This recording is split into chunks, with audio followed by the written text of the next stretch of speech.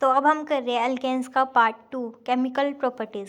The molecule structures of alkanes involve only carbon-carbon and carbon-hydrogen single bonds.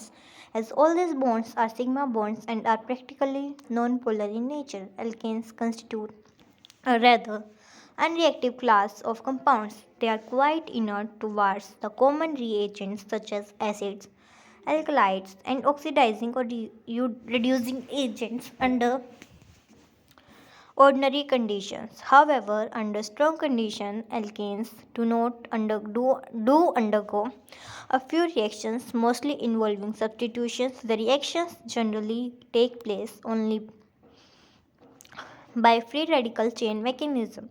The important reactions of alkanes are described ahead.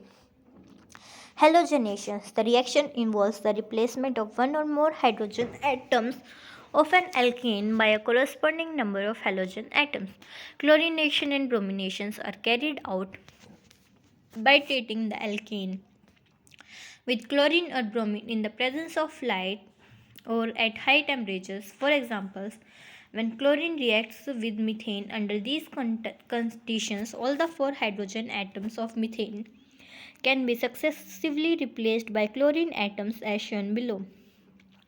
Methane plus Cl2 gives methyl chloride plus HCl. CH3Cl plus Cl2 gives methylene chloride plus HCl. CH3Cl plus Cl2 gives chloroform plus HCl.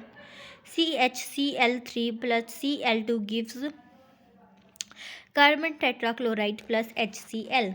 Bromination through similar to chlorination take place less readily. Iodination of alkanes is extremely slow and reversible. For example, CH4 plus I2 gives methyl iodide plus HI. Therefore, direct iodination of alkanes cannot be brought about.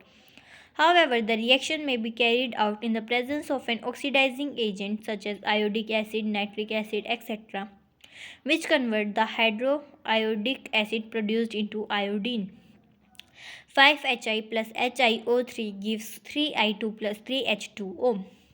Fluorination of alkanes is not generally carried out because it takes place with explosive violence. Moreover, fluorination often involves extensive rupture of carbon-carbon as well as carbon hydrogen bonds. The reaction can be made less vigorous by diluting fluorine with an inert gas such as nitrogen or atoms.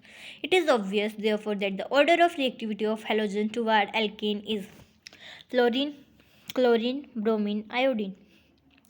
Halogenation of higher alkanes. Formation of isomeric halogen derivatives. The halogenation of higher alkanes yield a mixture of all possible isomeric halogen derivatives.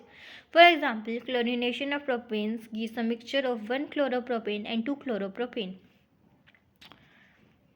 Further chlorination gives a mixture of 4 disubstitution products which are 1 dichloropropane, 1 dichloropropane, 1 dichloropropane, 2 dichloropropane.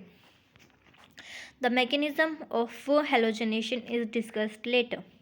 Note, it may be seen that halogenation of alkane is an oxidative process because it involves replacement of electropositive hydrogen atoms by electronegative halogen atoms and is accompanied by an increase in the oxidation state of carbon. Nitration. This reaction involves the substitution of a hydrogen atom of an alkane by a nitro group. It is carried out by heating the hydrocarbon in the vapor state with nitric acid at about 700 Kelvin. Alkane plus HNO3 in temperature 700 Kelvin gives nitroalkanes plus H2O. During nitration, rupture of carbon-carbon bond in some of the molecules also takes place. As a result, the reaction furnishes a mixture of different products. For example, the nitration of propane results in the formation of a mixture of four nitro compounds as shown below. C3CH2CH3 plus HNO3 gives 1 nitropropane, 2 nitropropane, nitroethane or nitromethane. Sulfonation. In this, it is the reaction involving the replacement of a hydrogen atom of an alkane by a sulfonic acid group. Only higher alkanes undergo sulfonation by reacting with fuming sulfuric acid.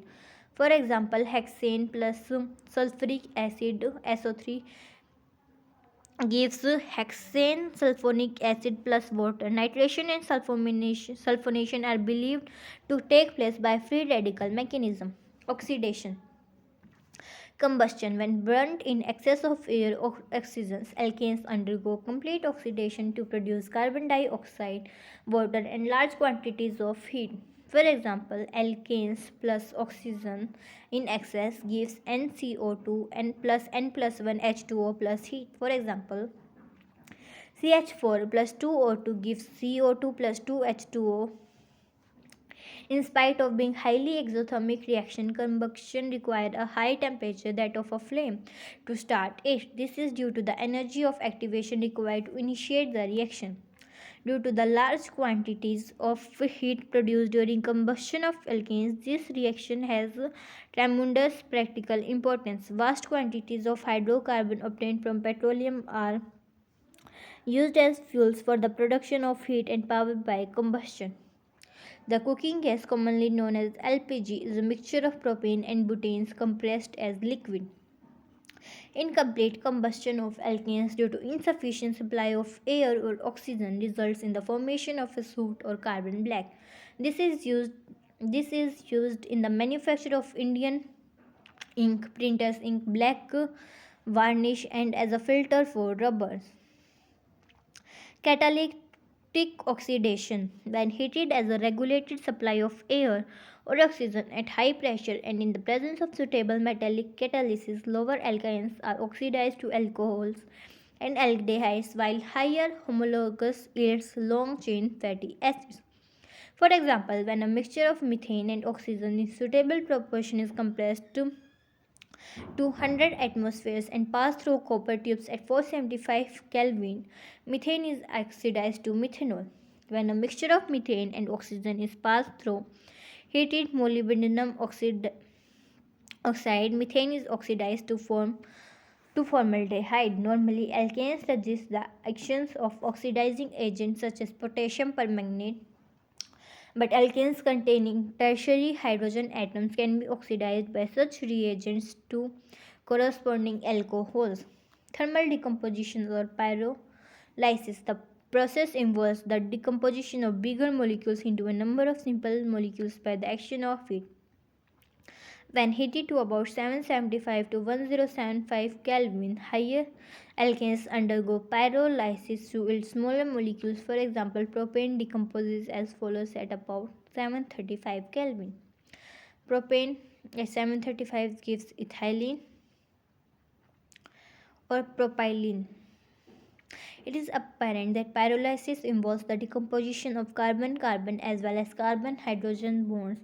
The decomposition of products depends upon the nature of starting compounds and condition employed.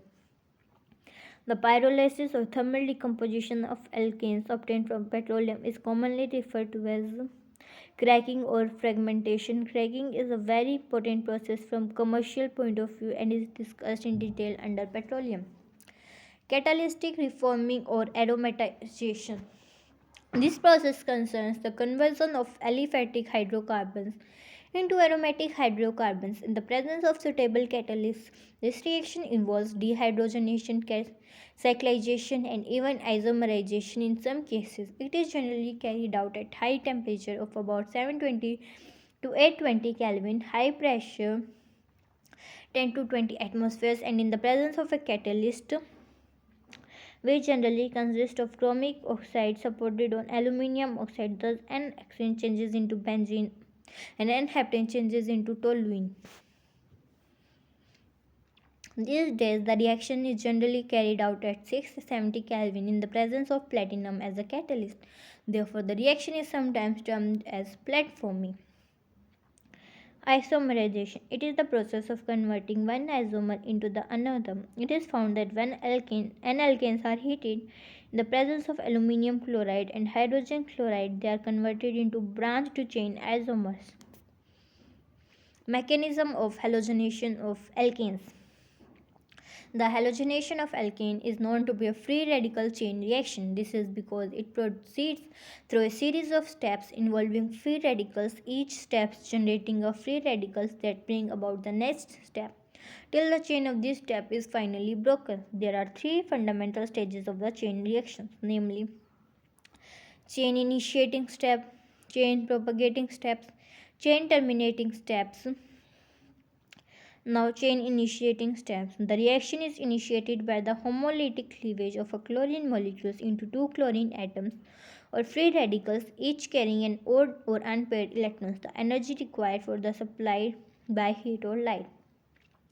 Chain propagation step. Once the chlorine atom or free radicals are formed, each of them react with the methane molecules forming hydrochloric acid and generating a methyl free radical as shown in step 2. Each of methylene radicals in turn react with another chlorine molecules to form methyl chloride and at the same time generates another chlorine atom or free radical as shown in step 3. These newly formed chlorine atoms can react with another molecule of methane as shown in step 2 to produce another molecule of hydrochloric acid and another methyl free radicals. The methyl free radicals can again repeat the step 3 and so on.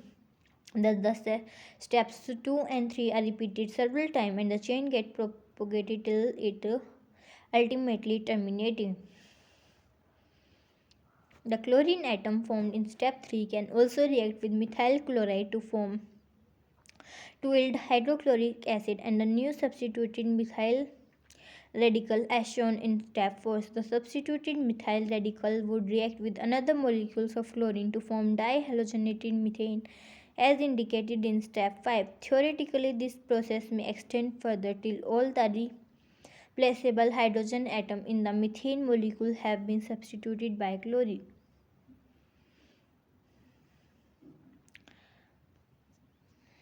Chain terminating steps. The chain of reaction initiated and propagated as outlined above may be terminated if the free radicals combine amongst themselves without giving rise to any new radicals as shown below. Chlorine radical plus chlorine radicals gives Cl2.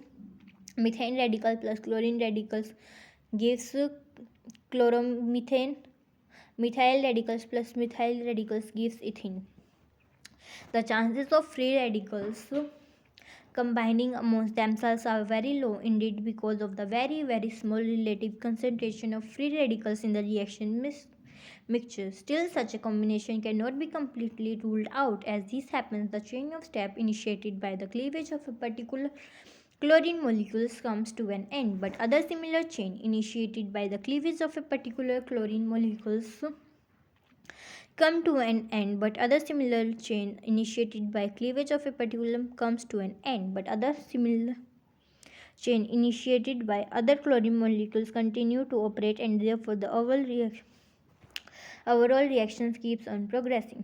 Evidence in support of the above mechanism. The free radical mechanism of halogenation is supported by the following facts. The reaction does not take place in the dark at ordinary temperature but requires energy in the form of heat of 525 to 675 Kelvin or light to initiate the process. This because the reaction initiating step involves the dissociation of a halogen molecule into free radicals which requires a supply of energy. High quantum yield. For each photon of an energy absorbed, many thousand molecules of alkyl halides are formed. This is evidently due to the repeating chain or propagating steps. It has been observed that addition of substances that are sources of free radicals can initiate the reaction in the dark at temperature below 525 Kelvin. For example, in the presence of 0.02% of tetraethyl lead C2H54Pb, chlorination of methane proceeds in the dark at 415 Kelvin. CH4 plus Cl2 gives CH3Cl plus HCl, temperature 415 Kelvin. It is also known that a 415 Kelvin tetraethyl lead decomposes to give metallic lead and ethyl free radicals. It appears quite reasonable that the ethyl radical formed in this method attack chlorine to produce chlorine atoms or free radicals. The chlorine atom thus generated temperature the chlorine atom thus generated then start to the chain propagating step and the reaction progresses. Similarly, the reaction proceeds a lower temperature in the process of benzyl peroxide because it generates free radical at lower temperature. Role of inhibitors. An inhibitor is a substance that can slow down or altogether stop a reaction, even when present in small quantities. It has been observed that oxygen acts as inhibitors in the halogenation of alkanes. This is believed to be due to the fact that an oxygen molecules combine rapidly with an alkyl radicals to form the comparatively much reactive peroxyl alkyl radical RCOO negative. R dot plus O double bond O gives ROO radical. As the new radicals cannot continue the chains get terminated, thus each oxygen molecules break a chain by combining with the alkyl radical and thus stop the formation of thousands of molecules of alkyl halides. This naturally slows down the rate of reaction. Of course, when all the oxygen molecules have been used up, the reaction proceeds normally.